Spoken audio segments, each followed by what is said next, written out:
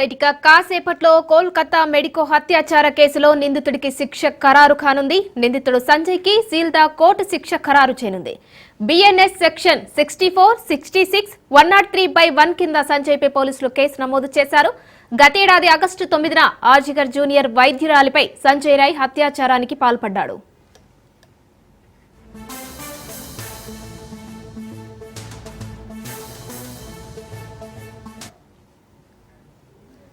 Medico హత్యాచార ఘటన దేశవ్యాప్తంగా సంచలనం సృష్టించింది. ఆగస్టు 10న నిందితుడు సంజయ్ రాయ్ ని పోలీసులు అరెస్టు చేశారు.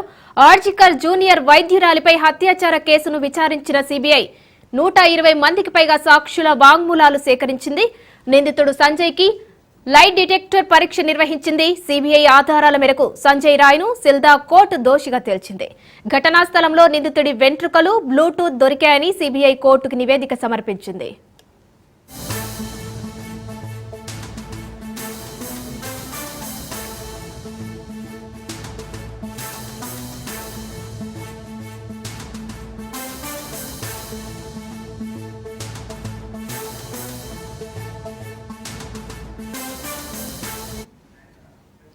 కోల్కతా వైద్యురాలి హత్యాచారం కేసులో నిందితుడికి కాసేపట్లో శిక్ష ఖరారు చేయనుంది కోర్టు. ఈ క్రమంలో దోషి వాదనలను కోర్టు వింది. తాను నేరానికి పాల్పడలేదని సంజయ్ వాదించారు. తనను కావాలని కేసులో ఇరికించారని ఆరోపించారు. రైట్, ఇదే అంశానికి సంబంధించి మరిన్ని డీటెయిల్స్ మా ప్రతినిధి పవన్ ఫోన్ లైన్ లో అందిస్తారు. పవన్, కోల్కతా వైద్యురాలి హత్యాచార ఘటన కేసులో నిందితుడైన సంజయ్ రాయ్ కి కోర్టు కాసేపట్లో తీర్పు వెలువరించనుంది.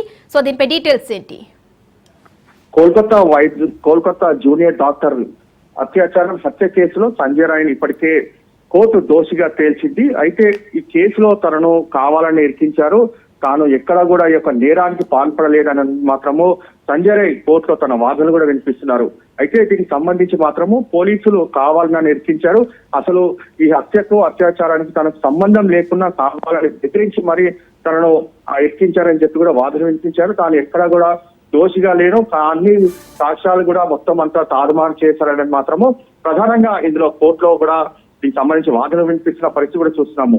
అయితే ఇప్పటికీ యొక్క కోర్టు మాత్రము సంజయ్ రాయ్ ని దోషిగా తేల్చింది. దోషిగా తేల్చిన నేపథ్యంలో మరికొద్ది సేపట్లో కూడా శిక్ష కూడా ఖరారు చేయనుంది. అయితే సంజయ్ రాయ్ ని ఉరిశిక్ష వేయాలని చెప్పి కూడా యావత్తు ప్రపంచమంతా కూడా ఇప్పటికే ముక్త కంఠంతో కూడా డిమాండ్ వ్యక్తం చేస్తున్న పరిస్థితి కూడా కనిపిస్తుంది.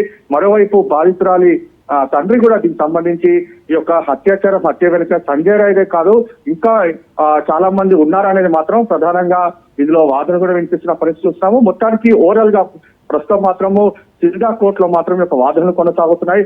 వాదనలు కొనసాగిన దాని తర్వాత కోర్టు మాత్రము సంజయ్ రాయ్కి ఎలాంటి శిక్ష ఖరారు చేస్తుందో అనేది మాత్రము వేచి చూడాల్సిన పరిస్థితి కూడా కనిపిస్తుంది.